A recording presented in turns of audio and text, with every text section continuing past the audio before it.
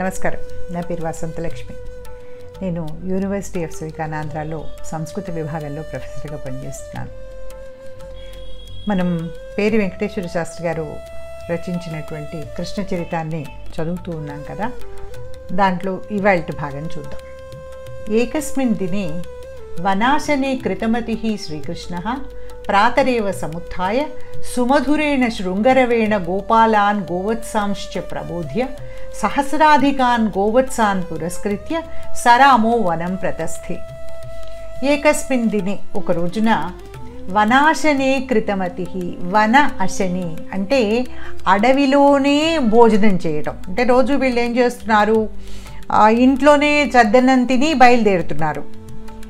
అట్లా కాకుండా తినడమే అరణ్యంలోనే తిందాము అనేటువంటి ఉత్సాహంతో కృతమతి దాని విషయంలో ఒక ఆలోచన చేసినటువంటి శ్రీకృష్ణుడు ప్రాతరేవ సముత్థాయ, పొద్దున్నే లేచి సుమధురేణ శృంగరవేణ గోపాలాన్ గోవత్సాంశ్చ ప్రబోధ్య. సుమధురేణ అంటే చాలా మధురంగా ఉన్నటువంటి శృంగరవేణ, ఒక శృంగము అంటే కొమ్ముబూర తాలూకు శబ్దంతో, నిజానికి కొమ్ముబూర శబ్దం మధురంగా ఏమీ ఉండదు. కొమ్ముబూర యొక్క తలుకు ఒక శబ్దం ఎలా ఉంటుందంటే కొంచెం శ్రవణ కటువుగా, కొంచెం గట్టిగా, వినటానికి చెవులకి ఇబ్బంది పెట్టేటట్టుగా ఉంటుంది. కానీ అది కృష్ణుడు పూరించటం వల్ల, కృష్ణుడి నోటి నుండి వచ్చినటువంటి గాలి ఆ శృంగంలో నిండడం వల్ల ఆ శృంగము అంటే కొమ్ముబూర కూడా ఎంతో తీయగా ధ్వనించిందనమాట. అలా మధురమైనటువంటి శృంగరవంతో గోపాలాన్ గోవత్సాంశ్చ ప్రబోధ్య, గోపాలులని, గోవత్సాలు అంటే తమ దూడలు, ఆ దూడలని ప్రబోధ్య వాటిని అందరినీ మేలుకొలిపి అంటే ఏమిటి, నిద్ర నుంచి మేలుకొలిపి అని అర్థం తీసుకోవాల్సిన అవసరం లేదు.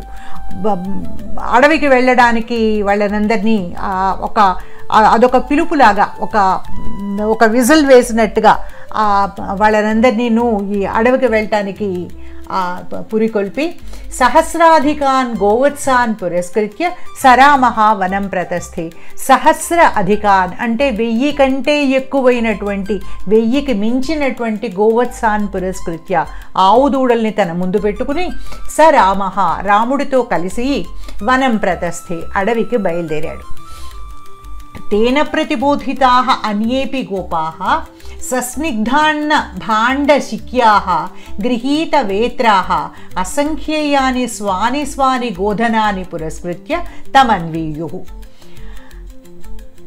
తేన ప్రతిబోధితాః, ఈ కృష్ణుడి చేత ప్రతిబోధితాః అంటే పురికొల్పబడినటువంటి, మేల్కొల్పబడిన అనే అర్థం చెప్పుకోవాలి.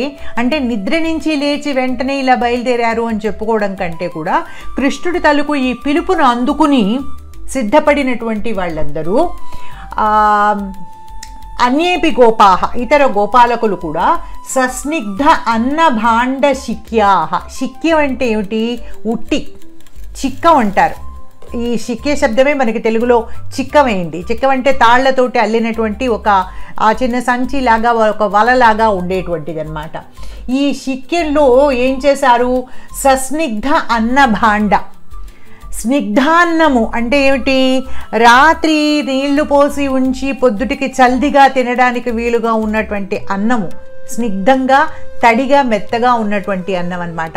ఆ స్నిగ్ధంగా ఉన్నటువంటి అన్నభాండంతో కూడి ఉన్న, అన్నభాండాలు పెట్టుకున్నటువంటి శిక్యాహ, ఆ చిక్కాలని చేతబట్టుకుని గృహీత వేత్ర, ఇంకో చేతిలోనేమో వేత్రము. వేత్రం అంటే ఏమిటి, పేము బెత్తం ఎందుకు, ఈ ఆవుల్ని ఎదిలించడానికి. గృహీత వేత్రాహ, చేతిలో వెదురు కర్రలో లేకపోతే పేము కర్రలో ఏదో చేతిలో పట్టుకుని అసంఖ్యేయాని స్వాని గోధనాని, అసంఖ్యేయములైనటువంటి అంటే లెక్కకు మించి ఉన్న, లెక్క పెట్టడానికి సాధ్యం కానటువంటి స్వాని తమ యొక్క గోధనాలనన్నింటినీ కూడాను పురస్కృత్య ముందు పెట్టుకుని తం అన్వీయుః అతన్ని, కృష్ణుణ్ణి అనుసరించారు. కృష్ణవత్సైః సహ సర్వానపి వత్సాన్ ఏకీకృత్య చారయంతః యది శ్రీకృష్ణః దూరగతః భవేత్ తదా తం స్ప్రష్టుం అహమహమికయా అధావన్. కృష్ణవత్సై, కృష్ణుడి యొక్క ఇంతకు మునిపే చెప్పుకున్నాం కదా 1000కి మించినటువంటి దూడల్ని కృష్ణుడు తీసుకెళ్తున్నాడని. ఈ కృష్ణుడు తీసుకువెళ్తున్నటువంటి వత్సాలు ఏవైతే ఉన్నాయో వాటితో సహా, వాటితో కలిసి సర్వానపి వత్సాన్ ఏకీకృత్య, ఈ తమ ఆవు దూడలు, తాము తీసుకెళ్తున్నటువంటి ఆవు దూడలు ఏవైతే ఉన్నాయో వాటినన్నింటినీ కూడా ఏకీకృత్య కలిపేసి, కృష్ణుడి తలుకు మందతోటి తమ మందల్ని కూడా కలిపేసి చారయంత, వాళ్ళని వీటినన్నింటినీ ఆవు దూడలన్నింటినీ మేపుతూ ఉన్నారు. యది శ్రీకృష్ణ దూరగత భవేత్, కృష్ణుడు గనక ఈ దూడల్ని మేపుతూ తమకి కొంచెం దూరగత భవేత్, కొద్దిగా దూరం వెళ్ళాడనుకోండి, దూరంగా వెళ్తే తదా తం స్పృష్టం అహమహమికయా అధావన్, ఇంకా వీళ్ళకి ఆ కృష్ణుడు దూరంగా ఉండడము అనేటువంటిది ఇష్టం ఉండదు. దాంతో తం స్పృష్టం, అతన్ని అంటుకోవడం కోసం, అతన్ని తాకడం కోసం, అహమహమికయా నేను ముందు అనేటువంటి ఒక స్పర్ధతోటి పోటీ పడుతూ, ఒకళ్ళతో ఒకళ్ళు పోటీ పడుతూ అధావన్, అతని దగ్గరికి పరిగెత్తుతూ ఉన్నారు. తేషు కేచన కోకిల పూజితాని అపరే భేకరుతాని అన్యేషాం పతత్రినామృతాని చ అనుచక్రుహు. ఆటలు కదా, చిన్నపిల్లలు వీళ్ళందరూ బాగా పెద్ద పిల్లలేమీ కాదు, 10 ఏళ్ళు 12 ఏళ్ల లోపలి వాళ్ళు. దాంతో తమ మీద పైగా ఇంకా పెద్దవాళ్ళ తలకు అదుపు ఆజ్ఞ కూడా ఏమీ లేదు. హాయిగా వాళ్ళంతట వాళ్ళుగా, అంటే వాళ్ళ ఇష్ట ప్రకారం వాళ్ళు ఉండడానికి అవకాశం ఉన్న చోటు అది. దాంతో కేచన కోకిలరు పూజితాన్ని, కొంతమంది కోకిలలాగా అరిచారుట. అంటే కోకిలలు సాధారణంగా అడవిలో అరుస్తూనే ఉంటాయి కదా, అవి కూస్తూ ఉంటే మనం కూడా కూసామనుకోండి, అది ఇంకా కొంచెం ఇంకా పోటీ పడి అరుస్తుంది కోకిల. దాన్ని కూత అనకూడదు, అరుపనే అనాలి. సో కొంతమంది ఏమో కోకిల పూజితాలు, కొంతమంది కోకిలలాగా కూస్తూ ఉన్నారు. అపరే భేకరుతాని, ఇంకా కొంతమంది ఏం చేశారు, భేకము అంటే కప్పల తలుకు శబ్దం చేస్తున్నారు. కప్పలు ఎలా వెకబెకలాడతాయో అట్లాంటి శబ్దం చేస్తున్నారు కొంతమంది. అన్యేషాం పతత్రినామృతాన్ని, ఇంకా కొంతమంది ఏం చేశారు, అన్యేషాం పతత్రినాం, ఇతర పక్షులు ఉంటాయి కదా, పతత్రి అంటే ఇతర పక్షులు, కాకి కూతల కొంతమంది, లేకపోతే ఇతర పక్షుల తలుకు కూతల కొంతమంది, ఇలాగా ఆ రకరకాల పక్షుల తలుకు కూతలని అనుకరిస్తూ ఉన్నారు. ఋతానిచ అనుచక్రుహు, ఇలా అనుకరిస్తూ ఆడుతూ ఉన్నారనమాట. ఇతరే నృత్యతః బర్హిణః అనుసృత్య నృతుః, ఇంకా కొంతమంది ఏం చేశారు, అడవి కదా, అడవిలో ఈ నెమళ్ళు కనిపిస్తూ ఉన్నాయి, ఆ నెమళ్ళు కొన్ని నాట్యం చేస్తూ ఉన్నాయి. అలా నాట్యం చేస్తూ ఉన్నటువంటి నృత్యతః బర్హిణః, నాట్యం చేస్తూ ఉన్నటువంటి ఆ నెమళ్ళని అనుసరించి వాటిని అనుకరిస్తూ నృతుః, వాళ్ళు కూడాను నాట్యం చేస్తూ ఉన్నారు. ఏవం గోపాః నానావిధాః బాలక్రీడాః క్రీడంతః వత్సాంశ్చారయంతి స్మ. ఏవం, ఈ విధంగా గోపాః, ఆ గోపాలకులందరూ నానావిధాః బాలక్రీడాః క్రీడంతః, నానావిధములైనటువంటి బాలక్రీడలని క్రీడిస్తూ, అంటే రకరకాలైనటువంటి ఆటలు ఆడుతూ వత్సాన్ చారయంతి స్మ, వత్సాన్ ఆ దూడలని చారయంతి స్మ మేపుతూ ఉన్నారు. ప్రాక్తన పుణ్యవశేన యోగినామపి దుర్లభదర్శనం మాయార్భకం గోవిందం అనుక్షణం సాక్షాత్కుర్వంతః తేన సహ క్రీడంతః వనే సానందం విశేరుహు. ఇంకా ఈ గోపబాలకుల తలకు భాగ్యం ఏమని చెప్పాలి, వాళ్ళు ఎంత పుణ్యం చేసుకుని ఉంటే ఈ విధంగా పుట్టుంటారు. ప్రాక్తన పుణ్యవశేన, తాము చేసిన పురాకృత పుణ్యం, క్రితం జన్మలలో తాము చేసుకున్న ఏదో ఒక మహాపుణ్యం వల్ల యోగినామపి దుర్లభ దర్శనం, మహాయోగులకు కూడా దుర్లభమైన దర్శనం కలిగిన, అంటే మహాయోగులు కూడా ఎంతో కష్టపడితే కానీ భగవంతుడి యొక్క దర్శనం దొరకదు. వాళ్ళకి కూడా ఎవరి దర్శనమైతే దుర్లభమవుతుందో మహాయోగులకి కూడా అటువంటి మాయార్భకం గోవిందం, అటువంటి గోవిందుడు మాయా అర్భకుడై, అంటే తన యొక్క మాయతో అర్భక రూపాన్ని, చిన్న పిల్లవాడి రూపాన్ని ధరించి వాళ్ళతో ఆడుతూ ఉంటే అనుక్షణం సాక్షాత్కుర్వంతః, అనుక్షణము ఆయన్ని కళ్ళతో చూస్తూ సాక్షాత్కుర్వంతః, ఆయన్ని సరాసరిగా డైరెక్ట్గా చూస్తూ తేన సహ క్రీడంతః ఆయనతో ఆడుకుంటూ, చూడ్డమే భాగ్యం అనుకుంటే ఆయనతో ఆడడం ఇంకెంత భాగ్యం. తేన సహ క్రీడంతః ఆయనతో ఆడుతూ వనే సానందం విచేరుహు ఆ అరణ్యంలో సానందం ఎంతో ఆనందంగా విచేరుహు తిరుగుతూ ఉన్నారు. అథ తేషాం సుఖక్రీడన వీక్షణాక్షమః పూతనా బకానుజః కంసానుశిష్టః అఘోనామ రాక్షసః సరామం శ్రీకృష్ణం గోపపాలకాంశ్చ హంతుముద్యుక్తః తత్ర ఆజగామ. అథ ఇది ఇలా వీళ్ళు ఇంత ఆనందంగా, అంటే అతిలోకమైనటువంటి ఆనందంతో వాళ్ళు ఇలా ఆడుకుంటూ ఉంటే తేషాం సుఖక్రీడన వీక్షణ అక్షమః వాళ్ళ యొక్క సుఖ క్రీడనము అంటే సుఖంగా వాళ్ళు ఆడుకుంటున్నటువంటి ఆ ఆట ఆడుకోవడము అనేటువంటి దాన్ని వీక్షణ అక్షమః చూడడానికి ఏమాత్రము సమర్థుడు కాలేని, అంటే దాన్ని ఏమాత్రము చూడలేకుండా ఉన్నవాడైనా, అంటే ఆ పిల్లలు అంత హాయిగా ఆడుకుంటుంటే వాడికి చూడ్డానికి ఎంత మాత్రం నచ్చలేదన్నమాట. అలా చూడలేకపోతూ ఉన్నటువంటి పూతన బకానుజః కంసానుశిష్టః అఘోనామ రాక్షసః అఘః నామ రాక్షసః అఘుడు అనేటువంటి ఒక రాక్షసుడు, అఘాసురుడు అని చెప్తారు వీని. ఈ అఘాసురుడు అనేటువంటి రాక్షసుడు ఎవరుట? ఇతను పూతన బక అనుజః ఇంతకు ముందు కృష్ణుని చేతిలో మరణించినటువంటి పూతన అనే రాక్షసి, ఆయన పసిపిల్లవాడిగా ఉండగా చంపడానికి ప్రయత్నించినటువంటి పూతన అనేటువంటి రాక్షసి, ఈ మధ్య కాలంలోనే ఆయన చేతిలో మరణించినటువంటి బకాసురుడు, ఆ కొంగ రూపంలో ఉన్నటువంటి రాక్షసుడు. వీళ్ళిద్దరికీ అనుజః తమ్ముడు అనమాట. వీళ్ళిద్దరి తర్వాత పుట్టినటువంటి తమ్ముడు. కంసానుశిష్టః ఇతను కూడా కంసుడి చేత అనుశిష్టః అంటే ఆజ్ఞాపించబడుతూ ఉన్నాడు, అంటే కంసుడి యొక్క అదుపాజ్ఞలలో ఉన్నటువంటి వాడు. అటువంటి అఘోనామ రాక్షసః సరామం శ్రీకృష్ణం గోపబాలకాంశ్చ హంతుం ఉద్యుక్తః సరామం రాముడితో కూడి ఉన్నటువంటి శ్రీకృష్ణుణ్ణి గోపబాలకాంశ్చ ఆ గోపాలకులు పిల్లలు ఉన్నారు కదా వాళ్ళని, గోపబాలకులు వాళ్ళని అందరినీ కూడా హంతుం ఉద్యుక్తః చంపాలి అని దానికోసమై సిద్ధపడి తత్ర ఆజగామ అక్కడికి వచ్చాడు. ఉపేత్య సర్వేషామపి తేషాం గ్రసనేచ్ఛయా యోజనాయతం మహాద్రిపీవరం మహాద్భుతం ఆజగరన్ రూపమాస్థాయ ధరాయాం అధరోష్టం అభ్రమండలే ఉత్తరోష్టంచ వ్యాదాయ అధ్వాయమాన జిహ్వః గుహాయమాన ఆస్యః పథ్యశేత. ఉపేత్యచ అక్కడికి చేరుకున్నాడు వాడు. అక్కడికి చేరుకుని ఏం చేశాడు?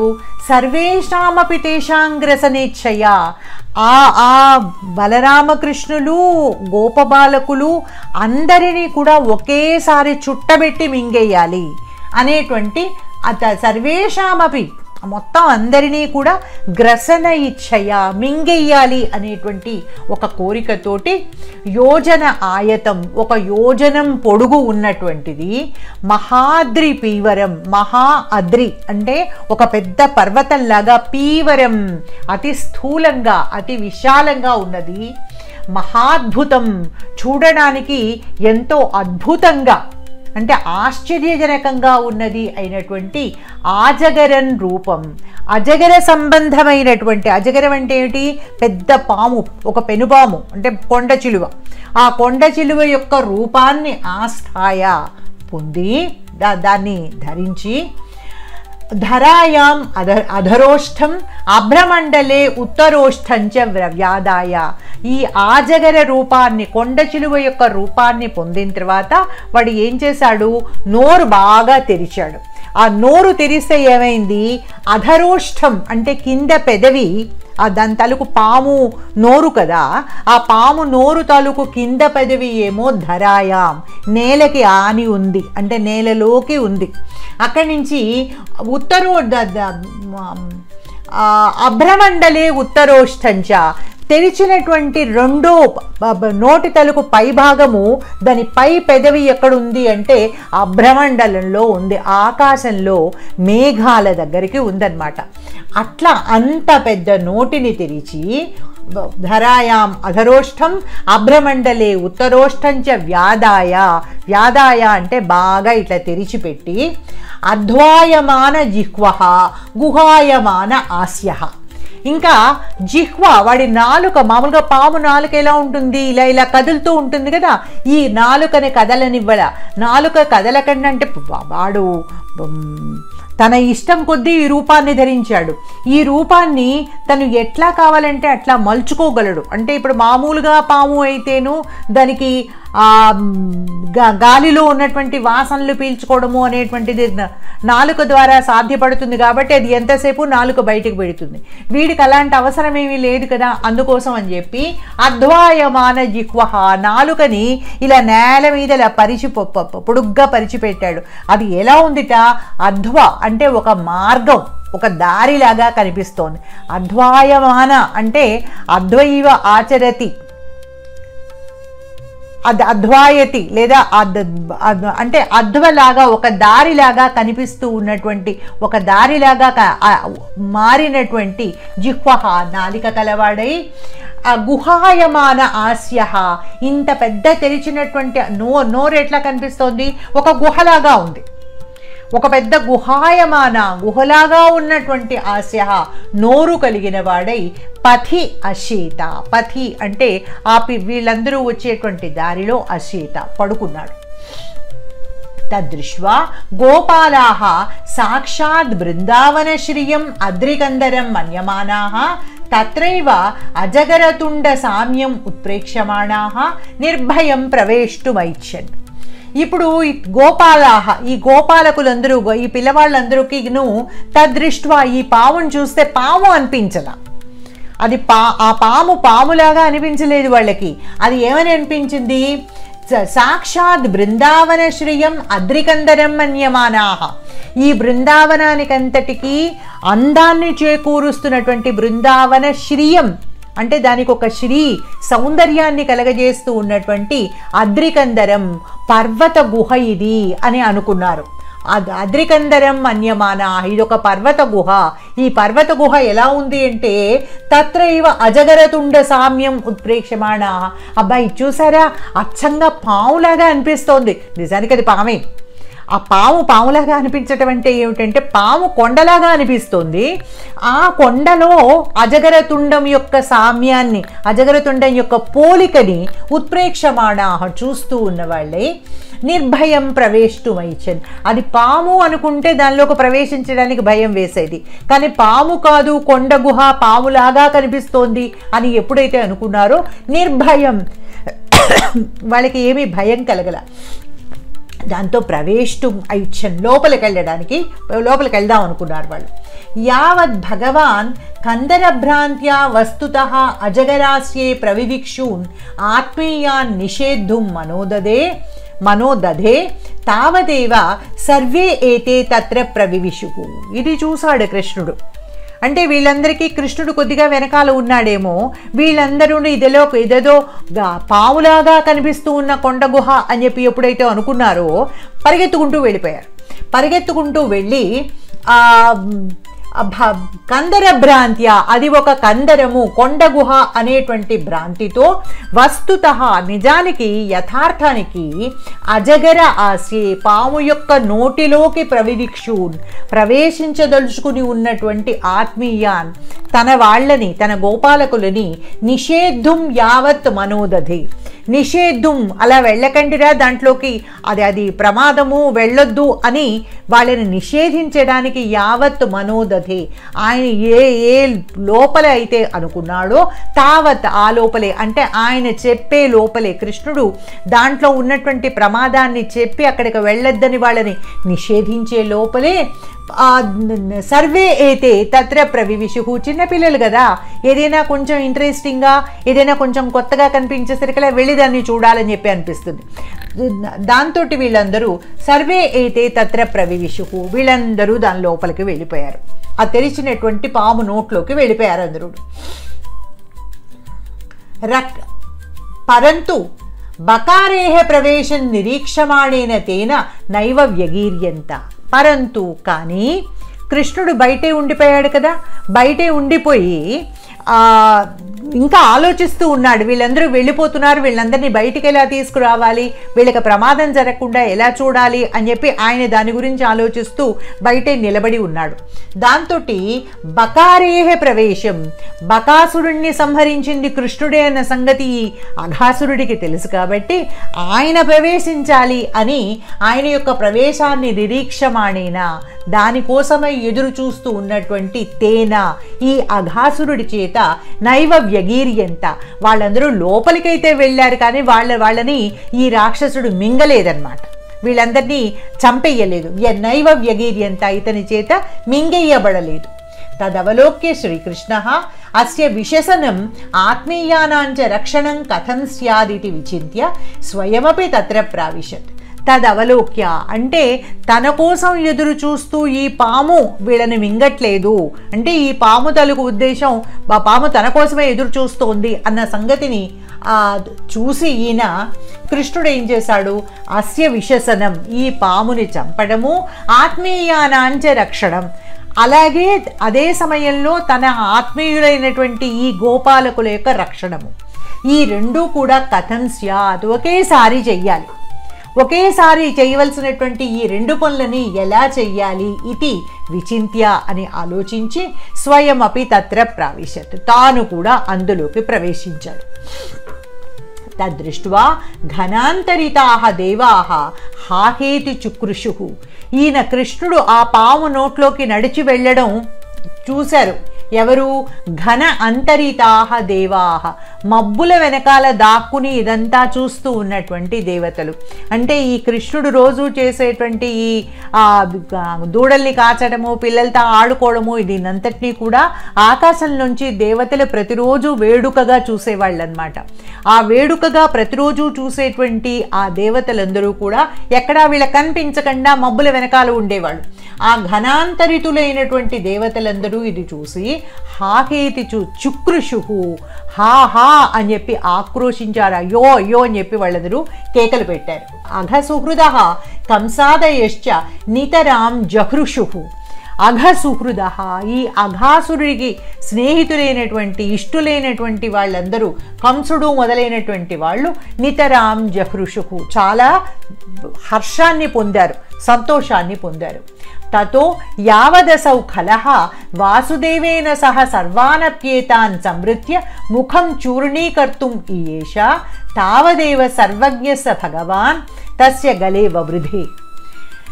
ఇక ఈ అఘాసురుడు ఏం చేశాడు, యావత్ అసౌ ఖలః, ఈ ఖలుడంటే ఎవరు మనకి చెప్తారు చూసారా, ఖలునకు నిలువెల్ల విషము అని చెప్పి, అంటే నిలువు నిస్తారము మొత్తం అంతా కూడా దుష్టమైనటువంటి బుద్ధే కలిగిన ఈ దుర్మార్గుడైన రాక్షసుడు యావత్ వాసుదేవేన సహ సర్వానప్యేతాన్ సంవృత్య ముఖం చూర్ణీకర్తుం ఈయేష, వాసుదేవుడితో పాటుగా వసుదేవపుత్రుడైనటువంటి కృష్ణుడితో పాటుగా సర్వానపి ఏతాన్, ఈ వీళ్ళందరూ దాని తలకు నోట్లోనే ఉన్నారు, ఇంకా కడుపులోకి ఏం వెళ్ళలేదు, మింగలేదు కదా అది.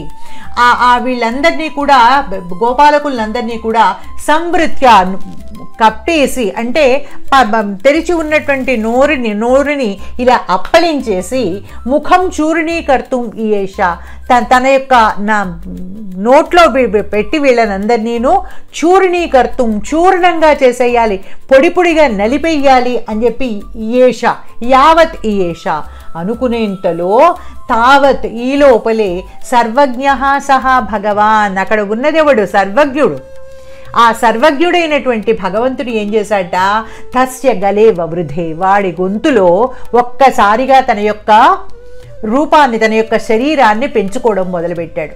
ఇవి అష్టసిద్ధులు అని చెప్తారు. అణిమ, మహిమ, గరిమ, లఘిమ, ప్రాప్తి, ప్రాకాణ్యం, ఈశత్వం, వశిత్వం, ఇవన్నీ కూడా మానవులకి ఎంతో సాధనతోటి అబ్బేటువంటి సిద్ధులన్నమాట. కానీ భగవంతుడికి ఇవి సహజ గుణాలు. మనకి సిద్ధులైతే భగవంతుడికి ఇవన్నీ సహజ గుణాలు. ఆయన తాను ఎప్పుడు కావాలనుకుంటే అప్పుడు అతి అణువుగా మారిపోగలడు, అణోరణీయాన్, ఎప్పుడు కావాలంటే అప్పుడు అతి పెద్దగాను మారగలడు, అప్పుడు మహతో మహిగానైపోతాడు.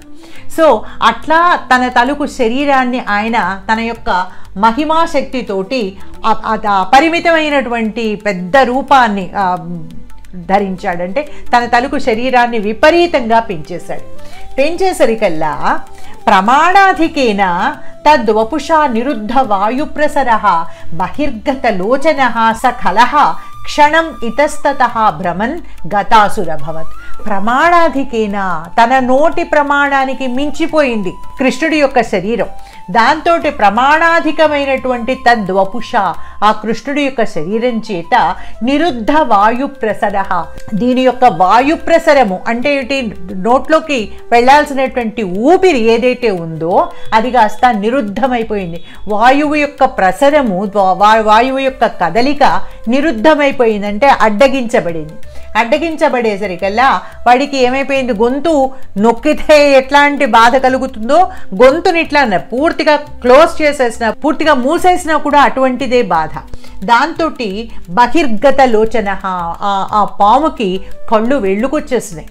గొంతు నిలువితే బయటికి ఎలాగైతే కళ్ళు వచ్చేస్తాయో అట్లాగా బహిర్గత లోచన, కళ్ళు వెళ్ళుకొచ్చినటువంటి కళ్ళు కలవాడే ఆ కలుడు ఈ క్షణం ఇతస్తతః భ్రమన్, ఒక క్షణం పాటు ఇతస్తతః అటు ఇటు, భ్రమన్ అంటే తిరుగుతూ, అంటే మిలి తిరుగుతూ, గతాసుహు అభవత్. గతాసు అంటే పోయిన ప్రాణం కలవాడు, మరణించిన వాడు అయిపోయాడు. ముకుందః అపి పరేతాన్ స్వసుహృదః సముత్థాప్య తై సహ బహిర్నిర్జగామ. ఇంకా ముకుందుడు ఈయనేం చేశాడు, ఈ పాము తలుకు నోట్లోకి వెళ్ళి ఈ పాము నోరు మూసేసరికల్లా ఈ గోపబాలకులందరూ కూడాను పరేతాన్, వాళ్ళందరూ మరణించారు, వాళ్ళెవరూ కూడాను బతకలేకపోయారు. దాంతో ఆ పరేతాన్ అంటే ప్రాణం పోయినటువంటి స్వసుహృద తన స్నేహితులందరినీను సముత్థాప్య నిద్ర నుంచి లేపినట్టుగా లేపాడు వాళ్ళందరినీ. ఆయన లేపి తై సహా బహిర్నిర్జగామ, వాళ్ళతో పాటు బహికి నిర్జగామ బయటికి వచ్చేశాడు. నిర్గతే తస్మిన్ తత్ప్రతీక్షయా అంతరిక్షే అవస్థితం అహిశరీరోత్థితం శుద్ధసత్వమయం జ్యోతి పశ్యత్సు త్రిదివేషు తస్మిన్ అవిశత్. ఇప్పుడు ఒక అద్భుతం జరిగింది. ఏమైంది, నిర్గతే తస్మిన్, కృష్ణుడు బయటికి రాగానే, బయటకు వస్తూ ఉంటే తత్ప్రతీక్షయా అంతరిక్షే అవస్థితం అహిశరీరోత్థితం శుద్ధసత్వమయం జ్యోతి, ఒక శుద్ధ సత్వమయమైనటువంటి జ్యోతి. ఇప్పటిదాకా ఈ పాము గురించి ఏం చెప్తున్నారు, ఖలుడు అని చెప్తున్నారు. అంటే ఏంటి, అతి విపరీతమైనటువంటి దుష్టత్వం కలిగిన వాడు అని. అంత విపరీతమైన దుష్టత్వం కలిగినటువంటి ఆ రాక్షసుడు భగవంతుడి యొక్క స్పర్శతోటి వాడి తలకు కలత్వం అంతా పోయి శుద్ధ సత్వస్వరూపుడైపోయాడనమాట. వాడి ప్రాణం పోయి ఆ ప్రాణము అక్కడ ఎదురు చూస్తోంది. ఎక్కడుంది, అహిశరీరోత్థితం, ఈ అహి యొక్క పాము యొక్క శరీరంలోంచి ఉత్థితం పైకి లేచినటువంటి శుద్ధ సత్వమయం జ్యోతి, శుద్ధ సత్వగుణ స్వరూపమైనటువంటి ఒక జ్యోతి తత్ప్రతీక్షయా అంతరిక్షే అవస్థితం, ఈ భగవంతుడు బయటికి రావడం కోసమే, ఆయన కోసమే ఎదురు చూస్తూ అంతరిక్షే అవస్థితం, ఆకాశంలో నిలిచి ఉందన్నమాట. ఈ పాము శరీరంలోంచి ఒక జ్యోతి పైకి లేచి అది ఆకాశంలో నిలబడి కనిపిస్తోంది. అది ఎందుకు అట్లా ఉంది అంటే ఈ కృష్ణుడు బయటికి రావాలి, ఆయన కోసం ఎదురు చూస్తోంది. పశ్యత్సు త్రిదివేషు, ఈ దేవతలందరూ ఆ మేఘాల వెనకాల నిలబడి చూస్తూ ఉన్నారని చెప్పుకున్నాం కదా, వీళ్ళందరూ పశ్యత్సు చాలా విస్తుపోతూ దాన్ని చూస్తూ ఉండగా తస్మిన్ అవిశత్, కృష్ణుడిలోకి ప్రవేశించేసింది. అంటే ఆయన తలకు కృష్ణుడి యొక్క శరీరంలో అంతర్లీనమైపోయిందనమాట. యస్య ప్రతికృతిం కృదంతరే నిరంతరం ధ్యాయంతః ప్రహ్లాదాదయః ఉత్తమాం గతిం ప్రాపుః సయేవ స్వయం యస్య హృదయం ప్రవిష్టః తస్య భాగ్యం కిము వక్తవ్యం. అసలు దీన్ని చెప్పడానికి మనకి సరైనటువంటి మాటలు దొరకవు. కళ్ళు చెమర్చకుండా ఈ ఘటనని మనం చెప్పుకోలేము అసలు. ఎందుకంటే యస్య ప్రతికృతిం, ఏ భగవంతుడి యొక్క ప్రతికృతిని, ఆయన యొక్క రూపాన్ని, ఆయన్ని డైరెక్ట్గా కాదు, ఆయన యొక్క ప్రతికృతిని హృదంతరే నిరంతరం ధ్యాయంతః, తమ యొక్క హృదయాల లోపల నిలుపుకుని నిరంతరం ధ్యాయంతః, నిరంతరము ధ్యానం చేస్తూ ఉన్నటువంటి ప్రహ్లాదాదయ, ప్రహ్లాదాదులు ఉత్తమాం గతిం ప్రాపుః, ఉత్తమ గతిని పొందారు. ఆయన రూపాన్ని మనసులో పెట్టుకుని ధ్యానం చేసినంత మాత్రం చేతనే ప్రహ్లాదాదులు దివ్యసూరిగణం అందరూ కూడాను ఉత్తమ గతిని పొందారు. సయేవ స్వయం యస్య హృదయం ప్రవిష్టః, ఆ భగవంతుడు సరాసరిగా వాడి గుండెలోకి వెళ్ళిపోయాడు కదా, వాడి నోట్లోకి, వాడి శరీరం లోపలికి వెళ్ళిపోయాడు కదా ఈ అఘాసురుడికి. తస్య భాగ్యం కిం వక్తవ్యం, ఇంకా వాడి భాగ్యం ఏమని చెప్పాలి?